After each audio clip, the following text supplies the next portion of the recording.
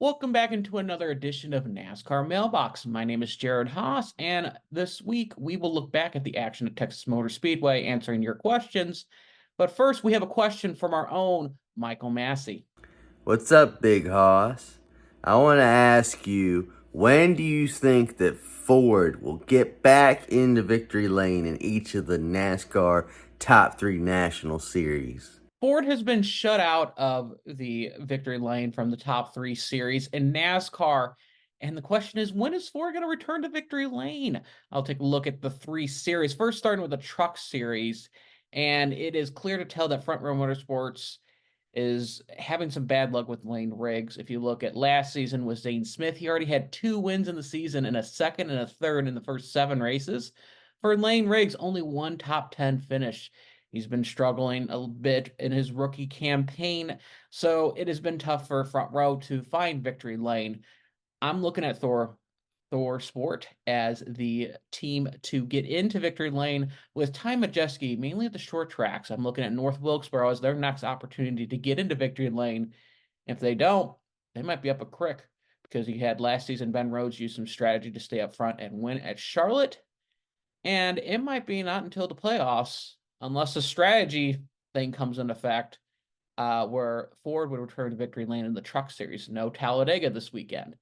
Now looking up to the Xfinity Series, obviously you can make the easy answer that anybody can win at Talladega, especially even Ryan Sieg, which is a little bit of a surprise. Last weekend, only 2/1000th of a second away from getting the first win for Ford this season. Oh, so close. So I'm going to look outside the box too, and obviously the top car at Ford, Cole Custer. The big question is, can he leapfrog over the two dominant drivers this season, Austin Hill and Chandler Smith? Custer has a good track record at Dover. I do it, Hill and Chandler Smith have performed well at that track. Custer has led laps there and been consistent there. My big question I'm looking at is, if not Dover, where else? And Custer seems to have a good grip over the road courses. You got that stretch where you have Portland, Sonoma, and Chicago, and Custer won 2 of those 3 races last season. So if Custer's going to look over to jump over the top dogs in the Xfinity Series, it's going to be the road courses in order to find his win. Now, the Cup Series, a little bit of a different story. You seem like you have two teams. I know, understand Steelhouse Racing, they've been struggling, getting a little bit better, a little bit more consistent, but I don't see them breaking through compared to Penske and RFK Racing. I think Ryan Blaney has the higher ceiling where he can have one of those performances that he can whip out and win the race. But I think Logano would get the win at Gateway. I think that would be their next win. The real wild card in this situation is RFK Racing. They are making improvements somewhat slow and steady, but they're not knock on the door just yet. They're always in contention, but they're not there. And I think a track that could be a wild card for them, Darlington.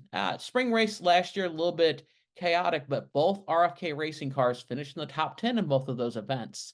So if they can make those a little bit adjustments and leap over those other cars, I think RFK could sneak a win there at Darlington. But there's quite a few tracks that are coming up that I'm kind of concerned about, mainly like Kansas. I don't think that's going to be happening with Ford. And you're looking at Charlotte, North Wilkesboro, and you're like, I feel bad for the Ford team because, it's now or it's going to be a while if they don't win at Talladega this weekend. So you still have Ryan Blaney for a good example. He finished second last year in the spring race at Talladega. He's won there before. So if Ford can't get it done, I mean, the pressure's starting to mount that it's a Chevy and Toyota field, and it feels like Ford is feeling like what Chevy did in 2018 when they only had a handful of wins. So we'll see if those blue ovals can return to victory lane at Talladega Super Speedway. But if not, it might be a while before they do. Thank you very much for watching. As always, like and subscribe. That really helps us out. And until next time, as always, make sure to have a great race weekend. Jared Haas with FrontStretch.com. Make sure to hit that subscribe button.